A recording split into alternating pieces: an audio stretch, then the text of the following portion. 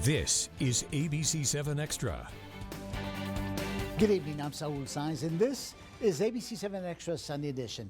Tonight, we want to talk about something we all Pasoans were forced to experience 3 years ago and now have to relive after the mass shooting in Uvalde, Texas.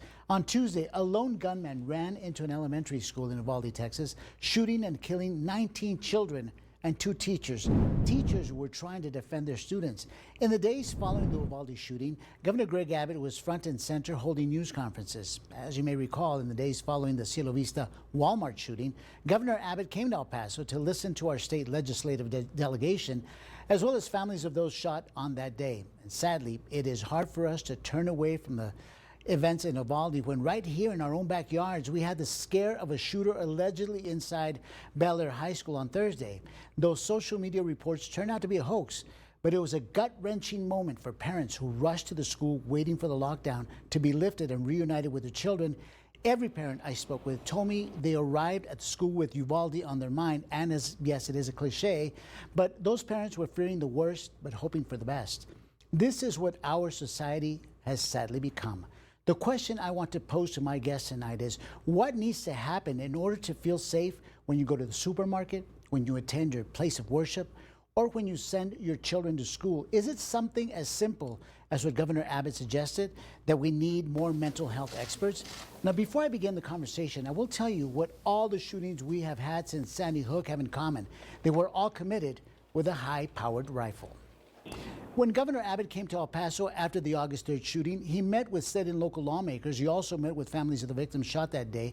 That day, Governor Abbott made promises to that large group, a group looking to end gun violence. Joining us for the conversation is State Representative Joe Moody. Moody and others attended that meeting with Governor Abbott following the August 3rd shooting. Also attending that meeting was Pastor Grady. Pastor Grady's daughter was shot 3 times that fateful day. Fortunately, she survived. And during our second segment, we will hear from Congressman Tony Gonzalez. I'll start with you, Representative Moody. What went through your mind when you heard about the Uvalde shooting and the reunification center there? You have a lot of experience with reunification centers. You know, your mind takes you directly back to that moment. You know, when you were scared, didn't know what was going on, had more questions than answers. You know, I remember walking through the reunification center here and sitting in the room with families that didn't know. They didn't know. Their family member may have been with police giving a statement, or their family member could have passed away. And just the heaviness of that room is something I'll never forget. And when news reports started to come out about what had happened in Uvalde, that's my mind, my heart went back to that exact moment. It was terror, fear, sadness. All rushing back. Pastor Grady? Yeah, pretty much the same as Representative Moody said, that when I heard about Uvalde, I recalled the day I was sitting at home and my wife called and said Michelle had been shot 4 times. Oh my gosh. And so it wasn't 3, it was 4 times. It was 4 times. And she said at Walmart, because the TV was not on. I was just checking my emails for the day. He said, get to Walmart. I'm leaving Dillard's and I'll meet you over there. So she was close enough to Dillard's. She got to Michelle first. I came rushing with my other daughter, and we made our way down, tried to make our way down the hill. It was tough. The ambulances were coming, but it took me back to the pain of that day when I finally did get down the hill and had an opportunity to see the carnage. And while Michelle was probably about 150 feet being pushed on a Walmart cart or a Sam's cart with my wife and a gentleman who really saved her life, who worked in the meat department. He had a lot of heavy clothes on. He sort of helped to, codify her wounds to some degree. But I remembered the chaos. I remember the tears. I remember the only thing I asked God to do on my way there was to save her life. I didn't know what her condition was. So when Uvalde came on the scene, when Buffalo came on the scene, those triggers, the anxiety, I began to sweat again. I began to get anxious, although it was almost like it was happening all over again. And so that's my experience in this season. Let's take you all back to that meeting with Governor Abbott. Representative Moody, did Governor Abbott make some promises to try to help heal El Paso and give some assurances that this obviously would try not to happen again? You know, one of the major assurances we got that day was to work on our language, right? This was a racially motivated hate crime that took place here. Someone that used words like invasion and was very, it was a racist attack aimed at people because of the color of their skin. Part of what we asked for was, can we tamp down the political rhetoric about the border, about immigration? Let's try to solve these things together and not hate one another, because that drives events like this. That's one commitment it is clear has not been kept.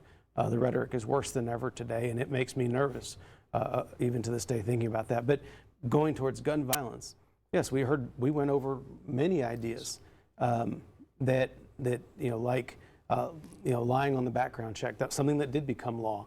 A small piece of the puzzle, but that was one that we talked about.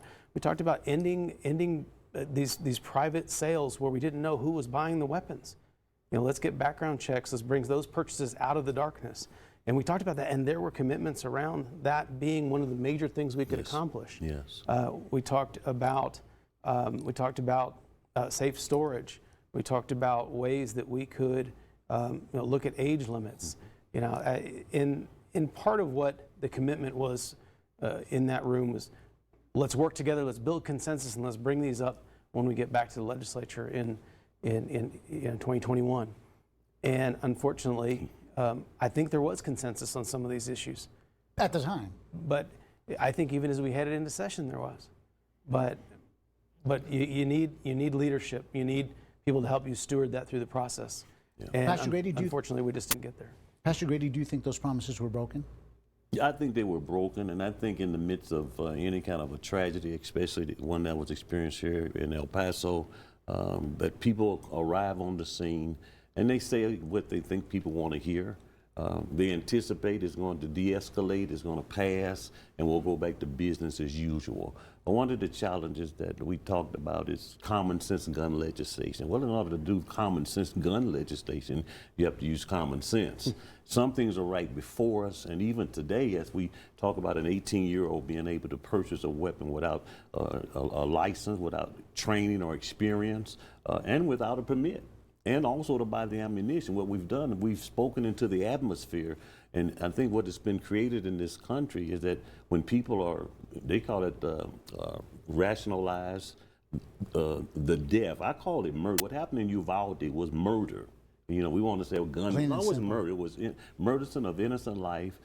You don't have to know the story, but the accessibility of that kind of a weapon of mass destruction in our community should never exist. And so, yes, the promises have been broken.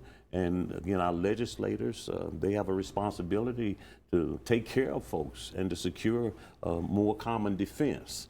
But we use that to our own advantage by inaction. And then the rhetoric, as Representative Moody said, continues to escalate. We're going to take a quick break. You're watching ABC-7 Extra Sunday Edition. When we come back, we will hear from U.S. Congressman Tony Gonzalez. I will ask my guests to stick around and weigh in on the comments Gonzalez makes.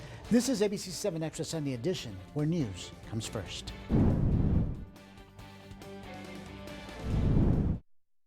When it comes to safety, who has more IIHS Top Safety Pick Plus awards? Subaru. When it comes to longevity, who has the highest percentage of its vehicles still on the road after 10 years? Subaru. And when it comes to brand loyalty, who does J.D. Power rank #1 in the automotive industry for 3 consecutive years? Subaru. It's easy to love a car you can trust. It's easy to love a Subaru. Maintain the love of your new Subaru with 2 years of complimentary maintenance. One of the biggest fears that we see from so many folks is, have we done a good enough job financially as we go on through the retirement years? I think retirement should look like, it should look like every day being a Saturday. We want to have freedom to go do the things that we can do, and we're going to help you understand the tools that will help you accomplish what you want to accomplish. What I get out of that is such an incredible fulfillment of being able to help you get to where you want to be. News doesn't stop for weekends. Big stories break Saturday and Sunday too. Dylan McKim and Las Cruces native Kate Beery provide complete coverage of breaking news. ABC-7, the area's only weekend morning newscast at 6 and 8 a.m. extra resources when events demand it, and an in-depth discussion of a major story every Sunday night at 10:35 on ABC-7 Extra. ABC-7, where news comes first, 7 days a week. When a big change in the weather is coming to the borderland, a first alert is the Storm Track Weather Team signal to be prepared. We could see gusts up to 50 miles per hour. We issue ABC-7 first alerts for times like this, when we have blowing dust and sand, reduced visibilities, and strong winds. We do it days in advance to keep your family in the know and keep them safe. First alerts, one more way the ABC-7 Storm Track Weather Team helps you plan your day and keep your family safe. Welcome back to ABC-7 Extra Sunday Edition. U.S. Congressman Tony Gonzalez represents Uvalde and parts of El Paso. ABC-7's Mauricio Casillas spoke exclusively with the Republican congressman. Mauricio started the interview by giving the congressman recently released FBI data showing that gun violence has jumped by 52% over the prior year. And from 2017 to 2021, there was nearly a 100% increase. So Mauricio asks, what is the solution to gun violence in America, especially in schools? So we're growing up in a different world than you and I grew up in. Our children are growing up in a very different world. You know, I have 6 children. 2 of my children are elementary school age. So, I mean, this has hit me pretty hard just as a father. Take my congressman hat off as a father in general. And you're absolutely right.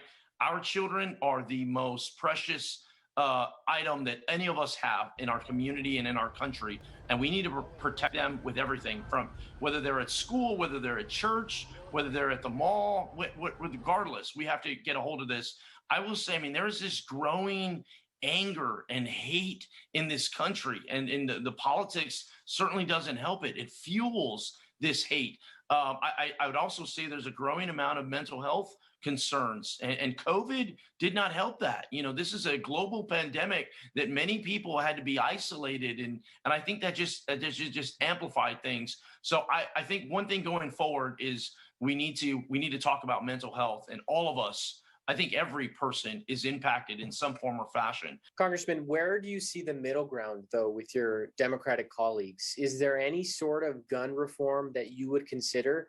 What do you, because there's a lot of people in the United States who think that background checks are very important. Steps like that are very important and seem logical. So is there any sort of middle ground that you see? Are there solutions in place for something like this? You know, it's almost the middle ground right now is just getting folks to speak with you. I mean, it sounds pretty basic. We can't even get to the root of it all because people don't even speak with one another. I'm talking lawmakers. Many times the institution, the house is built where, you know, that you go into your corners and you only speak to your base and you only communicate with people that think like you, that act like you, that say the same things as you. So I think step one, honestly, is just bridging that up to where we can communicate with one another. I will say that, you know, when this occurred, there were several people that reached out, and I'm grateful for that, you know, from across the aisle. You know, my chairwoman, Debbie Wasserman Schultz, who's a Democrat from Florida, she had to deal with a similar situation. Henry Cuellar, my neighbor to the south in Laredo, he reached out. Veronica Escobar in El Paso. So I'd say that the first step is getting people to talk to one another like people. And then let's go, hey, look, you're a mother, I'm a father, you're a father, whatever, like, let's come together. And then we can start adding meat to the bones, if you will. I hear what you're saying there, but a lot of people are demanding action right now. So specifically, is there any sort of gun reform that you would support? Yeah, so I'd say, you know, right now in Congress, the Democrats have the House, the Democrats have the Senate, and the Democrats have the White House. So if there's any gun reform that they want to do, they can absolutely do it. I mean, they control all 3 levels of power.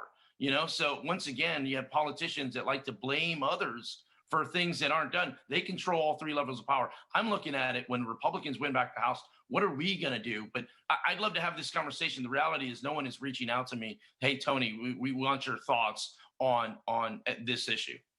Congressman, I think this really hits close to home for many of the people in your district, especially in El Paso County, because we went through a mass shooting August 3rd of 2019. There were several promises that were made to the El Paso community, but it feels like a lot of those promises were never materialized.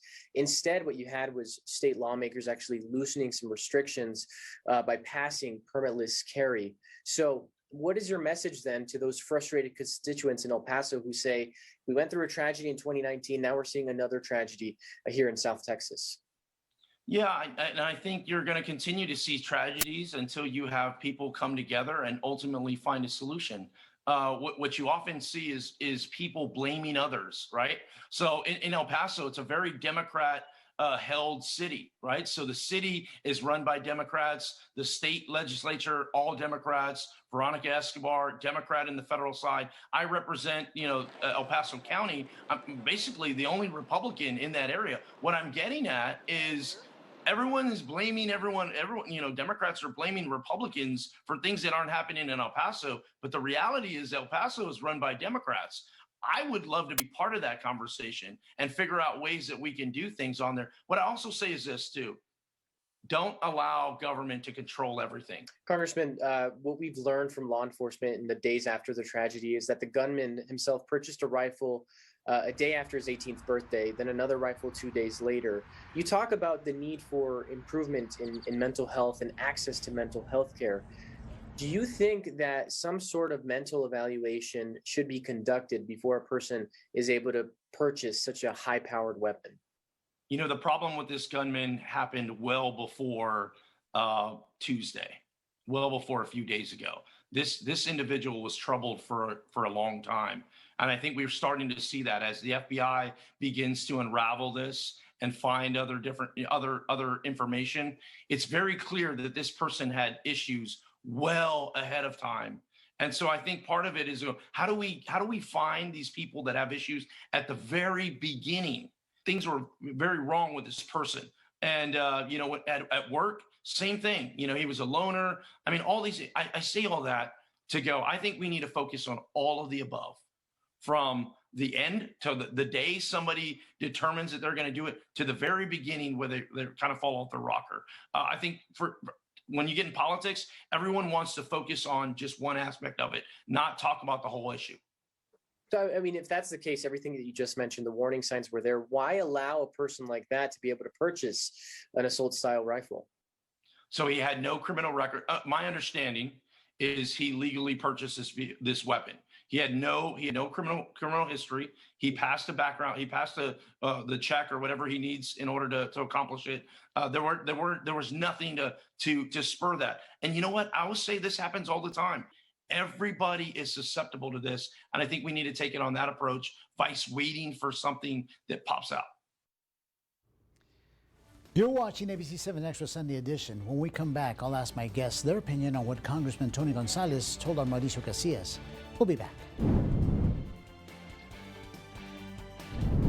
With Raul Torres, the more we learn, the worse it gets. Violent crime in Albuquerque is at an all-time high, but an independent report found Torres's conviction rate for violent criminals has plummeted to historic lows. Raul Torres can't keep us safe. Paid for by New Mexicans for Cologne. A brain experiencing a stroke ages 3.6 years each hour it goes without treatment, erasing memories. University Medical Center's mobile stroke unit is the most advanced system of its kind in the world, ready with state-of-the-art technology, giving El Pasoans advanced treatment capabilities by bringing a specialized team and the hospital to you, cutting your treatment time and helping to save lives and memories, because every second counts. UMC, we care for El Paso. Voting is now open for El Paso Inc.'s Best of El Paso. Show your support for your favorite businesses, like El Paso Center for Children, voted El Paso's top nonprofit. To see this year's ballot, go to bestofelpaso.com or download our app to cast your vote. Join us for the Memorial Day sale this weekend at Cantone Plus, where Energy Star appliances are tax-free in Texas. Save up to 35% on hot buy appliances and pay zero taxes on qualifying Energy Star appliances this weekend only. Love it today? Get it tomorrow with our free next day delivery on major appliances. Plus, get what you want right away and pay over time with our personalized financing options. Why wait to create the home you love? Shop the Cantone Plus Memorial Day sale in store or online today. You've probably noticed we've made a big upgrade in the look of our studio. But rest assured, ABC-7 has the same commitment and dedication as ever. The team you know. The team you trust. Here for you at ABC-7, where news comes first. We're all paying the price for Raul Torres' incompetence. Torres sent an unlicensed attorney to prosecute felony cases. The result? One more offender walked and now is accused of killing 2 people. Raul Torres can't keep us safe. Paid for by New Mexicans for Cologne. Welcome back to ABC-7 Extra Sunday Edition. I also want to welcome back State Representative Joe Moody and Pastor Michael Grady. Thank you, gentlemen, for sticking around. And now I will ask for your opinion. I will start with you, Pastor Grady. Your thoughts on what Congressman Gonzalez had to say, and specifically when asked about gun control. I really thought that the congressman sort of evaded the real issues as it pertains to gun control, and wanted to steer far away from that and talk about mental health. And again, I said earlier that mental health without accessibility to the weapons of mass destruction is simply mental health. There are agencies, there are responsible communities that deal with mental health, but when you have access to weapons of mass destruction on our streets, then it's mental health and anger and accessibility. And those things coupled together is what happened with Uvalde, what happened in El Paso. I said that during those days at August the 3rd, that when something is spoken into the atmosphere, you don't know who's going to grab it. You don't know who's going to grab it. And when an 18-year-old hears like he can purchase a weapon, any weapon, and ammunition, and then utilize it without training and without being licensed, that sends a red flag to these young people who are virtually looking for a way to express themselves in anger. And so I think that the congressman did a very good job of being a congressman and deflecting, instead of participating in the process of really taking a look at the gun issue. Representative Moody, one of the things that Congressman Gonzalez said is that he didn't want to point any fingers. However, your thoughts?